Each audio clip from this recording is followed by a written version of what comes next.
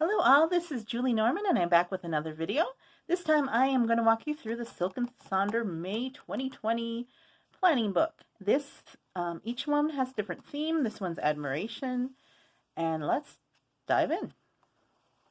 So first of all, you're going to have a table of contents. It tells you all about what's coming up. There is a different floral pattern every month. I have a little letter, instruction. It also kind of feels like a magazine too. It's because you have, kind of like the editorial in here more than just a planner. Your year overview, your month of May, and now just a note that there's not a lot of future planning in here. This is, your next 4 months into September. However, if you get this every month, this is going to be the next 4 months every time. So you would have to, if you're going to use this, transfer all your dates every month. That is not as convenient for me because I would like to have more of a static thing where one calendar, not having to switch it up every month. But, you maybe could use this for something else. This is reflection on the past month. And then you move forward to the May for your intentions. So it lets you think. A mood tracker. I've seen a lot of people do color coding, so you can just define your moods and go around and just color in. It doesn't have to be words. Or you could do other kind of tracker. If you want to do a fitness, you want to do something like productivity, maybe you mark when you're going to do your videos or your social media. You also have your habit tracker. You can define all of these different ones and go around. Again, this would be kind of fun to color in, excuse me, with a marker. And you have a log, an admiration log, because this is the admiration, a jar. So you can say, what do I admire about myself? Kind of sounds hokey, but it could be kind of fun. Then you have some journaling prompts. This is very interactive. You have sketch places, or you could actually put photos in here. Maybe make a memory, coloring page, and a poem. So this is more of the editorial part where it feels like a magazine, not just a planner. You have a couple recipes. And in the other past issues, they had interviews. This one does not have an interview. It just has a 2-page spread of notes. All the notes that you see are in the graph paper when it's just a note page. A little quote, expense tracker.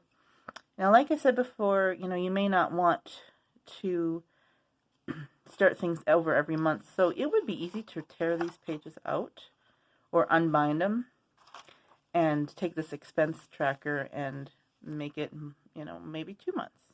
Just a thought. Then we get into the practical side of the planner. You have a week overview. So it's already highlighted. What do you want to feel? Your goals, to do, habits, more habits, meal plans. You could even use it as a meal journal if you're tracking that. Shopping, some memories. So there's a lot of reflection, and it's a lot of being proactive with your life instead of reactive, which is a wonderful thing for planning. And then you go into the actual day. So these are the vertical setup with what is one thing you want to do each day. It starts on Mondays. Then you have your small weekends. And at the bottom, I don't know if you can see this, but there are water droplets. So you can track your water. Again, you can always change it out to mean something else. 2-page spread of notes. You get into the next week, so you can plan that out. Your vertical, and then it says, hey, let's check in. How you doing? A little bit of self-care. And you keep going so on with your week page, and then all the way to the end. And it ends, this is the last week of May, ends on a Sunday. You have a note spread and another note spread and a little definition of Sonder. So let's talk about the subscription. This cost me, I don't have any affiliates, sorry. So it's $19.95 a month. And if you do an annual, it's $160. You save $79 at $13 each. The shipping is free. However, if you do an annual subscription, you cannot cancel and get any money back. So because they say since it's such a good discount, they don't allow that. So you might want to start with a monthly to make sure this is something for you. You can do gift subscriptions in 3, 6, 12, and I believe there may be a multi-copy where maybe you do 10 or whatever, 20 ones. Maybe all you and your friends want to do it, or your family. You have to subscribe by the 16th to get it in time for the next month.